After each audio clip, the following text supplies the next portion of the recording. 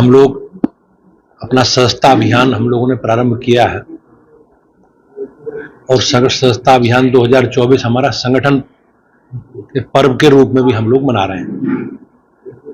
Party ने इस बार ये तय किया है कि जितने वोट हमें मिले हैं लोकसभा चुनाव में उसका 75% लोगों को हमें साधारण सदस्य बनाना है। माननीय प्रधानमंत्री जी ने 2 सितंबर को सदस्यता लेकर इस अभियान की शुरुआत की है। 3 सितंबर को माननीय मुख्यमंत्री जी ने सदस्यता ग्रहण की है और लगातार हम लोग पहले चरण में 2 सितंबर से 25 सितंबर तक सभी बूथों पर सदस्यता करेंगे। घर घर जाकर एक जनसंपर्क अभियान चलाकर हम लोग लोगों से ऑनलाइन सदस्यता करने का काम करेंगे। अगले चरण में 1 अक्टूबर से 15 अक्टूबर तक हम लोग सामूहिक सदस्यता करेंगे। इसमें लोग इकट्ठे करके सामूहिक रूप से वकील हैं, डॉक्टर हैं, चिकित्सक हैं, अध्यापक हैं, ऐसे समाज के प्रतिष्ठित लोग उनकी सदस्यता हम लोग करेंगे। तो उत्तर प्रदेश में हमारी पार्टी ने प्रत्येक बूथ पर 200 सदस्य या कुल मतों का 75% का लक्ष्य हमने लिया है और हम लोग घर घर जाकर पूरी पार्टी इस अभियान की सफलता के लिए लगी है। अगले चरण में सामूहिक सदस्यता के बाद हम लोग फिर सक्रिय सदस्यता करेंगे और सक्रिय सदस्यता के बाद फिर संगठन के गठन की प्रक्रिया प्रारंभ होगी, चुनाव होगा और चुनाव करके हम लोग माननीय राष्ट्रीय अध्यक्ष जी तक का चुनाव कराएंगे। अध्यक्ष जी, जो मनदेव यादव का एनकाउंटर हुआ है उसकी बहन का दावा है कि उसके पास ऐसा सीसीटीवी फुटेज है जिसमें वो फीस जमा करने गया हुआ था। आज सपा का प्रतिनिधिमंडल भी गया है।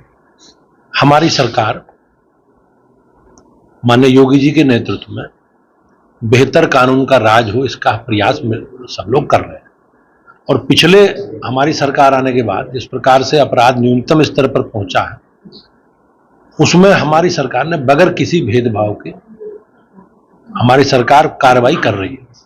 हमारी प्राथमिकता में अपराध और अपराधियों के प्रति कठोर कार्रवाई करना है। हम अपराध और अपराधियों के प्रति कठोरता से कार्रवाई कर रहे हैं। समाजवादी पार्टी इसमें जातीय एंगल देकर वोट बैंक की राजनीति कर रही है, लेकिन ये देश की प्रदेश की सुरक्षा से जुड़ा विषय है, कानून व्यवस्था से जुड़ा विषय है और इस प्रकार की राजनीति करना प्रदेश और देश के हित में नहीं है। उसकी बहन ने जो आरोप लगाया है कि स्कूल में फीस जमा करने का, उस पर क्या कहना चाहेंगे आप? जिस प्रकार से आपने देखा उनके जो खिलाफ अलग अलग थानों में अलग अलग धाराओं में मुकदमे दर्ज हैं, जो उनकी पूरी आप देखेंगे मुकदमों का सजरा तो क्रिमिनल दृष्टि उनकी स्पष्ट है और निश्चित रूप से हमारी सरकार ने बगैर किसी भेदभाव के, बगैर किसी उसके जो भी अवैध गतिविधियों में संलिप्त है, जिनकी भूमिका संदिग्ध है, उनके खिलाफ सरकार कार्रवाई कर रही है। संगठन में बदलाव अभी आपने देखा होगा अभी संस्था का एक चरण प्रारंभ हुआ है, हम इसे 25 से तक पूरा करेंगे। फिर अगले चरण में हम लोग सामूहिक सदस्यता जैसे मैंने बताया 15 अक्टूबर तक करेंगे, फिर सक्रिय सदस्यता करेंगे। तो फिर हम स्टेप बाय स्टेप पहले स्थानीय समिति, फिर मंडल समिति, फिर जिला समिति, फिर प्रदेश समिति, ये तो इसी क्रम में लगातार हम लोग संगठन की पुनर्गठन की कार्रवाई करेंगे। तो मुझे लगता है कि दिसंबर तक, बाकी तो राष्ट्रीय चुनाव अधिकारी को या पार्टी को तय करना है कि कब तक चुनाव कराएंगे, लेकिन जो हमारी तैयारी है उस तैयारी के हिसाब से हम कह सकते हैं कि दिसंबर तक राष्ट्रीय अध्यक्ष जी का चुनाव हो जाए। जिस जगह पे लोकसभा चुनाव में भाजपा हारी है, क्या वहाँ पे ज्यादा फोकस किया संगठन बदलाव को लेकर के?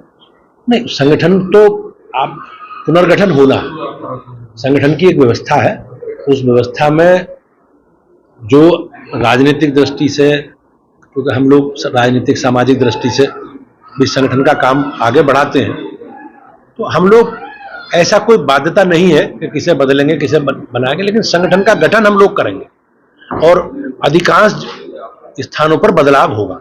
जाति की राजनीति अखिलेश यादव कर रहे हैं और लगातार उनकी पार्टी अपराधियों घर जरूर जाती है, चाहे अखिलेश यादव या ठीक है। समाजवादी पार्टी का इतिहास रहा है जिस प्रकार से समाजवादी पार्टी अपराधियों के साथ खड़ी रही। आपने देखा होगा समाजवादी पार्टी के नेता मुख्तार अंसारी के भी घर गए, राष्ट्र नायक और राज्य के सरकार पूरा प्रयास कर रही है और अपराधियों के प्रति जो हमारी सरकार का दृष्टिकोण है अपराध के और अपराधियों के प्रति, वो निश्चित रूप से सरकार जो भी दोषी हैं, अपराधी हैं, एक विधिक प्रक्रिया है, उस विधिक प्रक्रिया के तहत सरकार काम करती है। पार्टी की ओर से 2 शब्द श्रद्धांजलि तक व्यक्त नहीं की, तो ये कहीं ना कहीं अपने वोट बैंक से डरते हैं और वोट बैंक के प्रभाव में इस प्रकार की बयानबाजी और इस प्रकार के कृत्य करते हैं। लेकिन भारतीय जनता पार्टी, हमारी सरकार बगैर किसी भेदभाव के, बगैर किसी के साथ भेदभाव करके सरकार कार्रवाई कर रही है। और आज अपराध के मामले में उत्तर प्रदेश योगी जी का मॉडल किस प्रकार से देश में उसकी चर्चा होती है। अध्यक्ष जी, एक आखिरी सवाल। जिस दिन डकैती का खुलासा हुआ सुल्तानपुर में, उसी दिन 3 गोलीकांड हुए। लगातार आपराधिक घटनाएं हो रही सुल्तानपुर को। मोगा पंजाबी तड़का पेश करते हैं मोगा 11, शहर का पहला क्लाउड किचन आपके शहर गजरौला में खुल चुका है, जहां आपको किलो के हिसाब से मिलेगा भोजन। मोगा स्पेशल दाल मखनी मात्र 400 रुपए प्रति kilogram.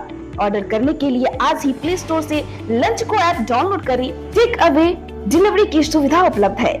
Birthday, kitty party, anniversary, custom event आदि प्रोग्राम बुक करने के लिए कॉल करें 7599071111। हमारा पता है इंदिरा चौक, धनौरा, चांदपुर रोड, गजरौला, जिला अमरोहा। इस खबर के प्रायोजक है घर design construction and interior, Nawada road near Carmel public school, Gajraula. Contact number 9267744299।